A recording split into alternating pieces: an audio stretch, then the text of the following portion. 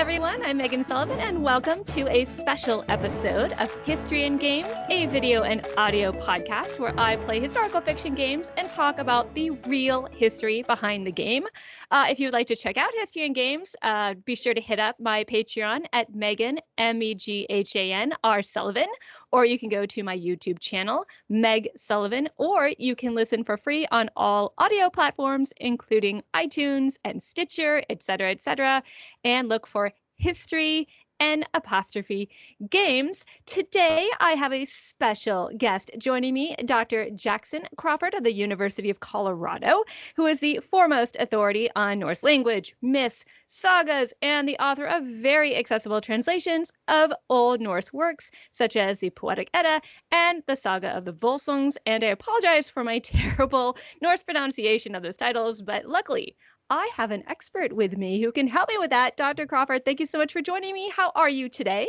Hey, thank you very much for having me. I'm doing great. How are you? I am excellent. So I wanted to start this interview by giving you a chance to tell the audience what it is that you do and how your work is tied into Norse mythology and language and history, etc., because you have a really impressive resume. Oh, thank you. Well, I'm an Old Norse specialist, so my PhD is in fact, Scandinavian languages with a specialization in Old Norse and the text written in it. So I've been teaching for 13 years at different universities in the U.S., mostly during that time at UCLA, then at Berkeley, then at the University of Colorado. And now I am actually primarily a public educator, kind of trying to adapt to this new world and reaching out to people on YouTube and through a series of translations of the original primary materials. And I'm also making a great courses class about Norse mythology. So I'm trying to kind of reach people where they're looking for this information. That is awesome. Yeah, I love your YouTube channel. And I know you've probably gotten this question before, so I apologize if it's a bit repetitious, but I have to ask, what was the catalyst for you becoming interested in Norse and Viking mythology and culture and language? Does your family have ties to Scandinavia, or you just always been interested in Norse culture? Yeah, that's often part of the question is people look at me and they say, you don't look like, you know, this is right, or your name doesn't end in son or something like that. So what's the connection? And it is not a family connection. I was a dinosaur kid and just loved dinosaurs. Maybe you are too. See, that's another part of that Oregon Trail generations. We're all dinosaur nuts. But it's a thing. But I love dinosaurs, and one of my best friends actually runs a dinosaur museum now. So he stuck with the dream. Oh, yeah. That's awesome. I'll give you more info about that. But So he and I still nerd out about this stuff. But I was really interested in how dinosaurs had changed over time. And when I was a kid, the whole notion of birds being dinosaurs was kind of new. And I was pretty excited about all this stuff. But in middle school, I got a chance to study Latin. I guess it was a good middle school. And I did so because all the dinosaur names were in Latin. So I thought, well, this is going to be, helpful for me somehow. But from studying Latin and then comparing it to the Spanish that I heard around me, I realized that language evolved too. And so I got interested in like, well, Spanish is a later form of Latin, then what's the earlier form of English? And I went looking for Old English, which I ended up studying on my own, and then Old Norse, which is really close to Old English, but kind of goes off in its own direction. I like to call it the forgotten sister. And so I just studied ancient languages throughout college and grad school, and at the PhD level, I specialized in Old Norse because I was fascinated by it's sort of like it's like English in an alternate universe. Well, it is. If you look at it, all the basic pieces are there, right? I mean, Vikings and Englishmen before 1000 could understand one another, but then it's changed in its own weird little ways. And then the literature is great. Right, you get all these stories about the gods and the Viking heroes. I mean, it's much more exciting than most ancient and medieval literature. So, it was enough to propel me along. And since I was mostly getting fellowships to pay for for grad school, I just kind of kept saying, well, why not? And a PhD and teaching this stuff. Wow, that's really awesome. So am I correct in assuming like the closest modern equivalent of Old Norse language is something like maybe Icelandic, or no? No, that's about right. So all the Scandinavian languages today are descended from Old Norse or something very close to Old Norse. So mostly when we talk about Old Norse in like a classroom setting, or if I'm quoting some Old Norse text to you, it's technically, really specifically, Old Icelandic. That's where most Norse literature was written down. So Old Norwegian, Old Swedish, Old Danish is a little bit different from Old Icelandic, but very similar. So the Icelandic language today has changed relatively little, although still some. And then if you look at something like Norwegian, Swedish, Danish, it's changed considerably more, but it's still recognizably descended of the same thing. Right. Are you able to understand, because of your studies, modern Scandinavian languages at all? Or is it just kind of like, it's as hard to understand modern English as it is like Beowulf from 1,000 years ago? Because it's old. Well, yeah, it all helps. But I was studying both at the same time. I speak modern Scandinavian languages too, so I can't like give you a sense as an Old Norse speaker, like how it sounds to me, because I just learned all that stuff at the same time. Wow, that's impressive. So you obviously have an impressive depth of knowledge when it comes to things like Old Norse language and culture. And I know that you, and I think a lot of the audience knows, that you've worked on a number of different projects that have to do with Norse language and culture, different media projects, including, movies, games, et cetera, et cetera. And I was wondering if you could sort of give us a couple of examples of like what you've worked on and what the experience was like. Sure. The first big one was Frozen. Yeah, Frozen. It was a lot. So I was teaching at UCLA at the time, and actually that didn't start with Frozen. I was attached to a different Disney project first, and then that project got canned. Yeah, but they reached out to me because I was just the closest person who did this stuff, right? It was like 2011, and I'm the guy at UCLA who teaches Old Norse, and they're in LA, so I'm just the close guy. So they said, hey, could you help us with this movie? And that first movie ended up not getting made, but they'd already vetted me, so I was already in their Rolodex when they decided they wanted some actual Old Norse language stuff in Frozen. So I ended up writing the runes that you see in Frozen 1. I didn't do anything for Frozen 2, or I did, but they didn't use any of it. But if you look at Frozen 1, any of the runes you see, I wrote that, like the book at the beginning. Oh, that's cool. Yeah, then there's also the coronation scene where he puts the crown on Elsa's head and he says some stuff. It goes by so fast, a lot of people don't even hear it. But it's kind of fun because the actor even kind of, like, his voice even kind of changes when he's imitating me. That's cool. That's the one most noticeable thing, is that when he speaks Old Norse, he sounds more like me. See, you're technically in the movie. That's right. My influence knows no bounds. And then it was funny because they wanted they asked me what a Norse wedding was like. And what's kind of funny is that in the sagas, they don't really describe this stuff because all the stuff is written for the same culture. Right. Right. Just like today, if you ask me like if I say, oh, I was at a wedding yesterday, you're not going to ask me, oh, did the bride wear white?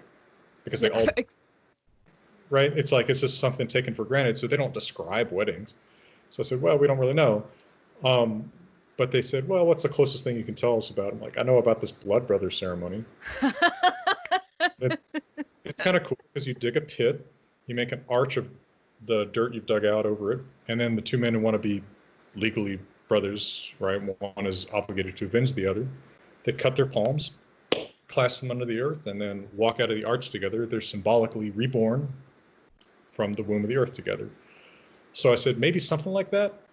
Anyway, they, of course, didn't use the blood part, but when the trolls have Anna and Kristoff, they dig a pit and make a arch over them, and they kind of act like they're going to marry him. Oh, see, that's great. I didn't even know that. That's a really cool story because Frozen is not only a popular movie, but it's a super fun movie. So knowing it has real history in it makes it even more valuable. So speaking of history, my show History and Games is all about real history in video games. And it suddenly seems like Viking culture and Norse mythology are just everywhere in video games. So of course, you've got like the new God of War, you've got upcoming Assassin's Creed Valhalla. You have other series like, Hellblade and the Banner Saga. What is it, do you think, that makes Norse culture so popular in video games, just any medium, really? Yeah, my personal theory, and I could be wrong, is that a lot of this starts about 20 years ago with the new Lord of the Rings movies. Ah, good call. Yeah, so I think a lot of people saw those movies and fell in love with kind of the feeling that they evoke, which, J.R. Tolkien was deeply influenced by Norse mythology. You can find a lot of real specific things he took from it, like how all the dwarf names in The Hobbit come from the Old Norse poem Völuspá. Ah, good. That's, So yeah, I never thought of that. yeah, there's a list of dwarf names, and he took all the names of his dwarves from that list of dwarf names. And Gandalf is also on that list, which I don't know the story behind that. But so there's specific things, but there's also a mood that he kind of evokes that's very similar to the Norse myths. And I think part of it is almost accidental in Norse mythology. It's because we have so many things that are missing, right? Every poem you read that survives from before the Christianization of Scandinavia, you read some strange thing like, and as we all know, Loki did this. It's like, no, we don't all know. What are you talking about? The story didn't come to us, right? It's so random, the things that do survive. So you always kind of feel like you're out at sea and there's heavy fog, and only occasionally are you actually managing to find an island. So you have this feeling of mystery all over the place. And I think he evokes that deliberately in a way that may almost be accidental with the Norse myths. But there's also just kind of an aesthetic that I think he evoked, right? This sort of it's dark in a particular way that's hard to describe. And I think Tolkien evokes that. And so anyway, I think that gave people a taste for more. And they went looking for more of that kind of atmosphere. And you start seeing it explode every decade of the 21st century a little bit more, right? I mean, there was the Vikings TV show, there was the Thor movies too. So I do think that's a big part of it. And it could be cyclical. I don't know. Maybe it'll fall off at some point, but it sure hasn't yet. No, and in fact, you mentioned Thor, and of course, I have to show my audience my nerdy collection of, like, here's my female Thor that I got at a comic book convention, and of course, being a Marvel fan, I've got Chris Hemsworth and Tom Hiddleston in little toy form. And it's interesting because people kind of associate Norse mythology and the sagas and everything with the Marvel movies, but with the rise of all these different TV shows and movies, I feel like there's room to make mistakes. What would you say is like the most misunderstood thing about Norse culture, something that just drives you nuts? Well, I'm pretty zen. It doesn't drive me nuts that much because I tend to say, and maybe this is because I talk to too many people in Hollywood or whatever, but I tend to say, look, you are the current saga makers. Every generation that retells a story changes things. So it doesn't drive me nuts that just, some little thing gets changed. I think that the main problems come from the fact that today people, like, if you see it on a screen, that becomes more authoritative than anything you see. It's not on a screen. Right. Right. So, like the Marvels, for example, Thor and Loki are brothers. Well, they're actually not in the original Norse mythic texts. Right.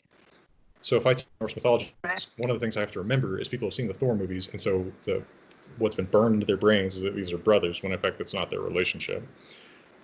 So I have to kind of do a little bit of work like that and say, well, okay, that's its own world, it's its own thing, and I don't care. That's the 21st century version of the story, but we've got to deal with the original thing here. As far as like actually really profound misunderstandings that I think emerge today, one is that people really want the Norse myths to be canonical in a way that they're not. Right? Each poem that survives from the Viking Age has its own kind of I like to say that it's like different series about the same comic book characters. Right? So like in this one, Jean Grey and Cyclops never got married. Right. In this one, Jean Grey and Wolverine got married. And in this one, Jean Grey and Cyclops got married and later divorced. Then she married Wolverine, then she divorced him, then married Cyclops or whatever, right? So there's all these different sort of like, it's the same characters. They're recognizably the same, but there's sort of different timelines with them, and they may contradict one another because one may be from Norway, one may be from Denmark, one may be from 900, one may be from 1000, and things change. And so people come expecting like this single storyline that just isn't there. You just have to kind of accept that the characters are the same, but they're going to be kind of recombined in different ways. Or another way I put it with people is, who's the correct James Bond? I mean, you may have an opinion about that. Right. But whether he's played by Sean Connery or by Daniel Craig or by Pierce Brosnan, he's still James Bond. Right. and he's recognizably the same character, and that's kind of how the gods are in these poems too. I think that's a great way to think about that because it's just kind of like the Marvel universe where we don't have a long canonical thing.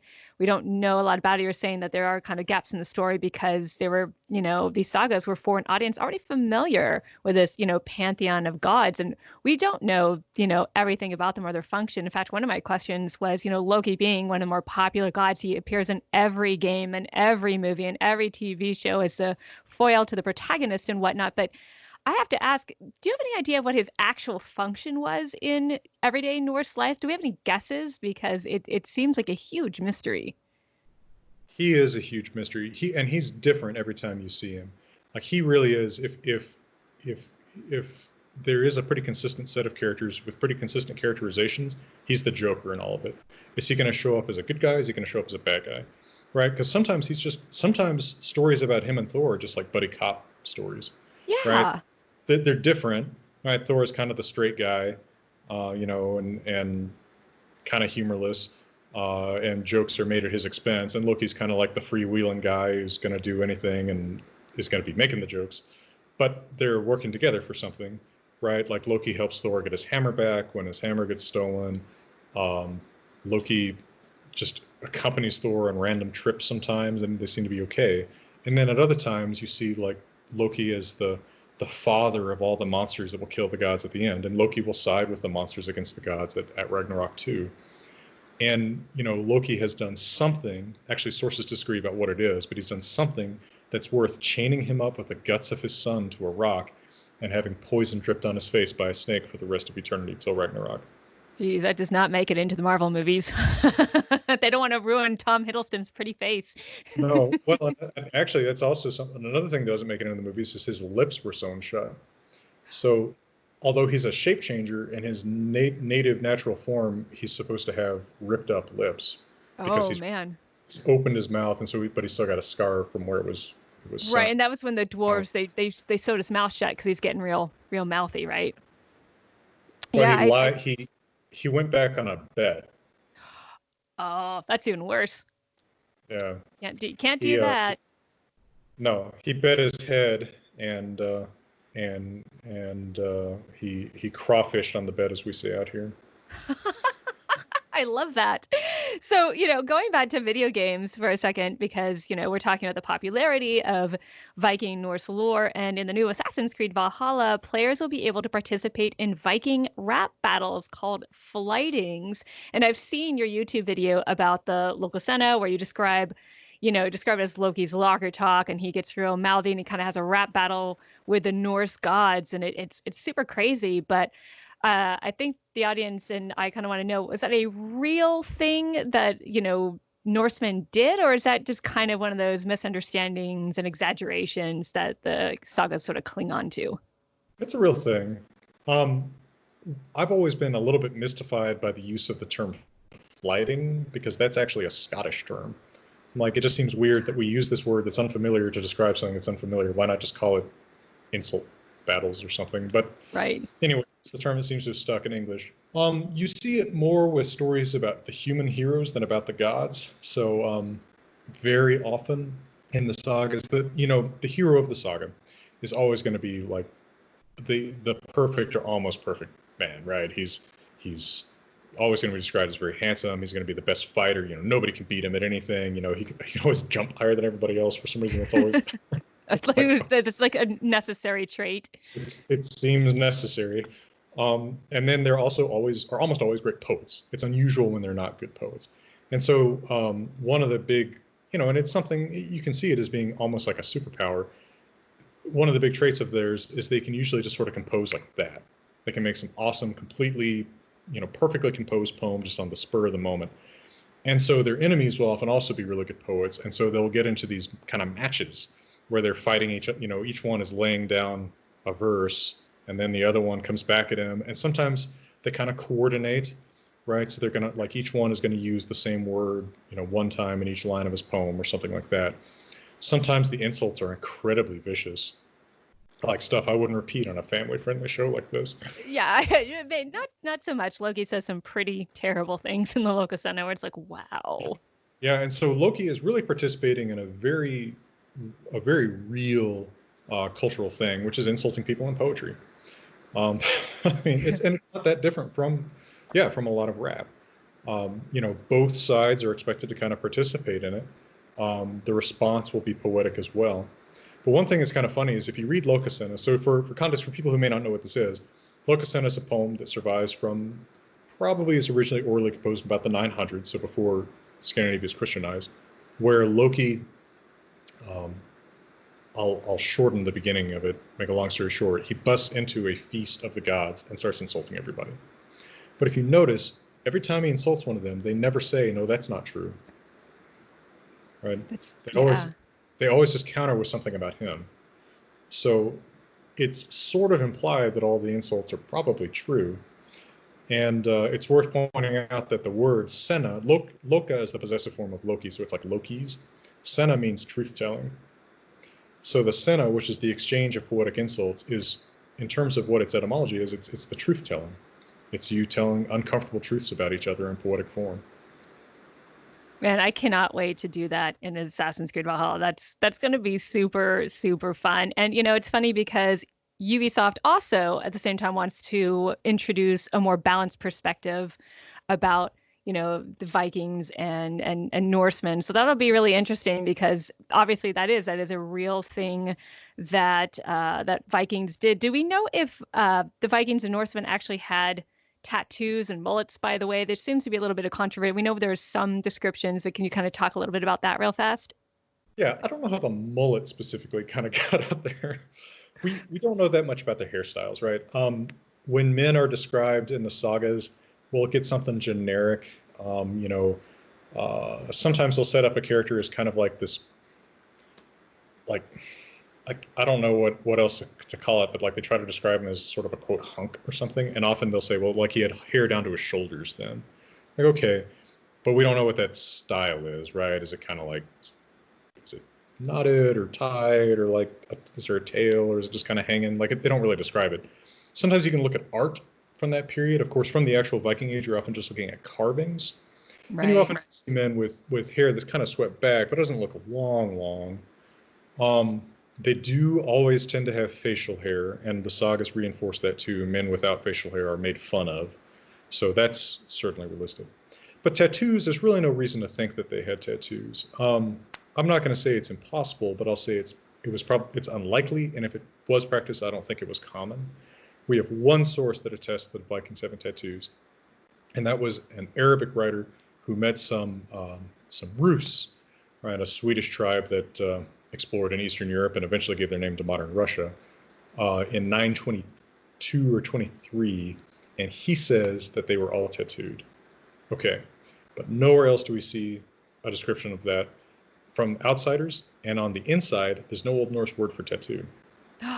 See, I didn't know that last part. I knew the description. There was one description, but I didn't know there wasn't even a word for tattoo. So something to think about. Although it's kind of cool and fun to see these characters running around with tattoos and everything and looking super super fierce. Now there's like a treasure trove. I know that they hint in AC Valhalla you might see or run into gods. We know that you run into gods in Assassin's Creed. And in fact, it's interesting because in the new God of War game, the main character Kratos, he is finished destroying the Olympians, and now he's moved on to a confrontation with the pantheon of Norse gods. And old ancient Greek and Roman writers briefly touch upon ancient Germanic tribes and kind of liken their gods to their own. Is there any actual historical possible connection between the Norse pantheon of gods and Greek gods? There seems to be a tiny bit of crossover, but I'm not sure. Well, there's two sides to this. One is that the Greeks and Romans, when they write about other people's gods, have a hard time seeing them as distinct from their own, right? So when Tacitus writes about the Germanic gods in about AD 90, he can only call them Mercury and Mars. And so we don't always know which exact Germanic god he's actually talking about. There is ultimately a connection if you go back 5,000 years, right? So if you go back 1,000 years, English and Norse are mutually intelligible. But if you go back 5,000 years, those are mutually intelligible with Greek, Latin, and Sanskrit in India, right? The more we roll back the clock, we get back to Proto-Indo-European, the ancestor language of most languages of India and Europe. And what's striking is that in parts of the Indo-European area, you find the same god names used in multiple different places. But the Norse gods' names are mostly not related to the names of gods anywhere else. So there's something going on with that. The one god's name that's uncontroversially related to a Greek god's name is the god Tyr. Now, Tyr has his hand bitten off by the wolf Fenrir when he puts it in his mouth as a pledge that Fenrir won't be in prison forever, but he is, so Fenrir bites it off. And that's the only thing he really notably does. So he's a fairly minor god in our written sources for Norse myth. He might have once been more important, but his name, if you run through all the sound change rules, is the exact same as Zeus or Jupiter. Wow, that is super interesting. So we do, if you just go back far enough, you have Zeus. That is a really cool, fun fact. So I also wanted to ask, there are so many gods, in the Norse pantheon. We kind of know the usual suspects, Odin and Thor and Loki. But in your opinion, is there any Norse hero or god you'd like to see portrayed more in media? Somebody who's overlooked, whose story is actually really interesting? I think Odin is actually not done well most of the time. He's too often portrayed as kind of like a kindly grandfather. One of the few places where you'll see Odin actually portrayed as the shifty guy he is in American Gods. That's actually a pretty good portrayal of his. So I would say seeing Odin done well is something that I don't see often enough. But then one story that I'm always amazed has just never really penetrated popular culture is the Saga of Herevor and Haerethric. And that'll actually be in my next book. Of course, everything is slowed down right now, so who knows when that'll be. But it's done at least. It's just not yes, hopefully soon. Hopefully soon, whatever soon means anymore. But so it's actually the story of a woman who finds out that her father wasn't who she thought he was. She was always told that he was just a poor man, just a nobody, but she finds out he was actually one of the greatest warriors ever, and that he was buried with a magical cursed sword. So she puts on armor and disguises herself under a man's name, and she goes and she finds her dad's burial mound, breaks into his burial mound and confronts his zombie, takes the curse. It's just the guitars are just screaming this whole time, right? I mean, it's just this, it's so rock and roll. And she takes this cursed sword from her dad's zombie after they exchange poems. It's a rock opera the whole way. And, she goes on to have a son who inherits the sword, and he does all this it's a crazy adventure story. And I don't know how that hasn't penetrated into popular awareness more, because it's just this rockin' story.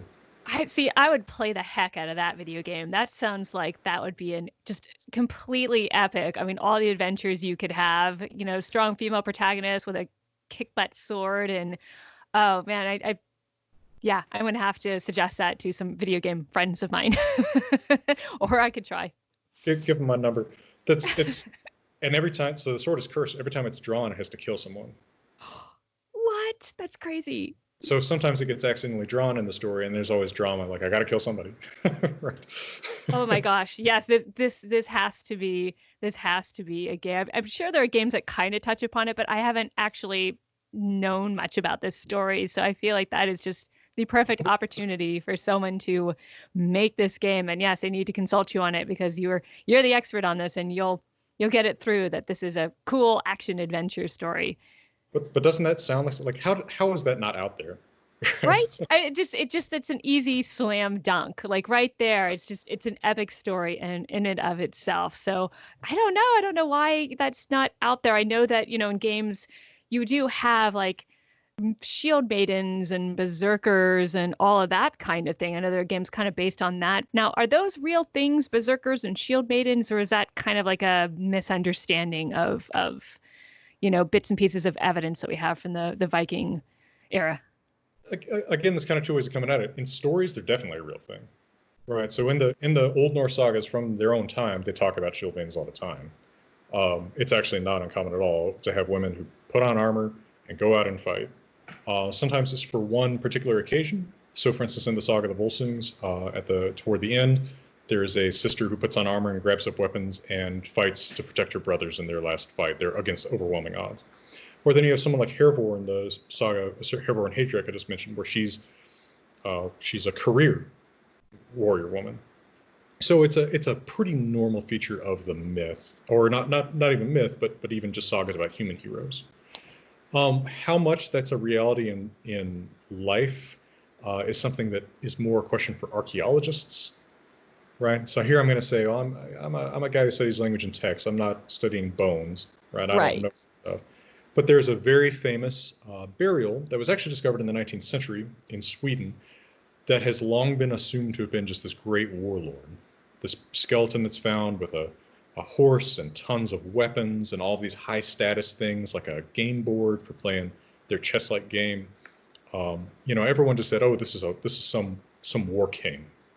But in I think 2017, the skeleton was actually analyzed and was found to be a woman. So now all these questions are, well, okay, so you thought this was a war king when you thought this was a man, and now you say, well, maybe this isn't really a warrior at all. Maybe this is some other symbolic thing. But it kind of challenges all of our assumptions one way or the other, right? Are people being buried with stuff that they didn't use in life? Well, then that's interesting too. Or is this a woman who really was a warrior? And that's a question, again, more for archaeologists than for, language nerds like me. But it really is something that is all over their literature. Yeah, it really is. So I couldn't help but ask, because I was like, that is prominent, and you see in TV shows and video games, you see these shield maidens, berserkers running around. And it definitely is very prominent in the stories. Speaking of stories, one of the cool things I read about you is that for a graduate project, you actually turned Star Wars into an Icelandic saga, which is super, super awesome. What compelled you to do that? So this is the part where I block the camera and I no more questions. Yeah, I was told this wouldn't be asked. Yeah, so all right, so we were getting down about our generation before this interview. Yeah. So I was very new to Facebook, and I didn't know what Facebook was about. I didn't know what to do with it. And you remember how it used to be a third person status update like Jackson knows? Okay. So I didn't know what else to do with that. So in grad school, I would always just fill that in with some Star Wars quote. Right? Jackson is no moon. He's a space station. Right? Like that kind of stuff. And eventually, one of my friends, Ben Fry, who was in grad school with me, said, I think there's actually a lot that Star Wars has in common with Icelandic sagas. And I said, yeah, it is a saga. Right? It's very similar, right? You have a story about a family that has some tragedy. There's some conflict within the family. That's always a big deal within the saga. It's like, oh, how do I resolve this? Because I must fight him, but he's my father. That kind of stuff. Right. And I thought it's absolutely a saga. So I turned it into one. It was actually pretty much practice for my PhD exams, right? I thought, hey, how better to learn the language than to write something in it than to try to actually imitate the style of the stuff that's in it. And I put it together, and for some reason, the internet liked it. This is 20 years ago now, but it got on Reddit, and people found out about it. And, I don't know how I feel about it anymore. So what you're saying is if I go through the old archives of Reddit, I can read it for myself. Or you can actually find it pretty easy. If you just search for, like, Star Wars is an Icelandic saga. I left the blog up that has it. Oh, did you? Okay, awesome. I'm going to go take a look at that later, because I saw you had bits and pieces of it, but I wanted to read the whole thing because it sounds amazing. It's Star Wars and Old Norse together. That just... Yeah. So to clarify, for anybody who doesn't quite realize what I'm saying, I mean, I took the movies that existed at the time, right, the 6 movies, and I turned them into a Viking story, right? So, and I had to change some things, right? Because technology is different, culture's different, right? There's no schools or anything like that. So the Jedi become a family, that kind of stuff. But it kind of works. Well, obviously, because it got picked up and it was quite popular. But you also have translated a bunch of the old sagas. So I wanted to give you a chance to sort of take this moment to promote yourself and tell people where you can find your work, tell them a little bit about your YouTube channel and everything, because I think the audience is going to be super interested in that. Okay, well, yeah, find me on YouTube under just my name, just Jackson Crawford. And I've got hundreds of videos now about every question people ask me about Norse language and myth. I try to make a couple a week just answering questions people ask me. So check that out. I have actually translated most of the stuff that we've just been talking about. So there's the Poetic Edda, which is Yay. also available as an audiobook narrated by me, if you don't hate my voice. Nice. Because it would have been really hard to teach somebody to pronounce all the names. That is the source for most of the stories of the Norse gods that have actually survived. That's the poems that survived from the Viking Age to be written down after Iceland was converted to Christianity. So that's actually where we get most of what we know about Odin, Thor, and Loki. And then I did the Wanderer's Hallmal, which is a specific poem from the Poetic Edda. That's actually Odin's advice for good living. Yes. Are you living wisely? Let Odin tell you. Because you're probably not. There's the Saga of the Volsungs, which is one of the great sagas of Norse heroes, also available as an audiobook narrated by me, if you don't hate my voice. Yeah. Yeah, so all that stuff's out there, and you can find me at jacksonwcrawford.com. Remember the W. Yes, that's important. Yes, or I'm on Twitter at Norse by Southwest, which is Norse by SW. All right, awesome. I'm so glad that we now know where to find you. I think that's it for all of my questions. Again, you can find this interview on my Patreon at Meghan, MEGHANR Sullivan, and my YouTube channel at Meg Sullivan. And this should also be going up on your channel as well, right? Yep. All right, awesome. So hopefully we'll get lots of people who will see this interview, and I thought it was a lot of fun. I don't know about you, but I had a great time. Absolutely. Great questions. All right. Thank you so much for joining me today, and I will see everybody later.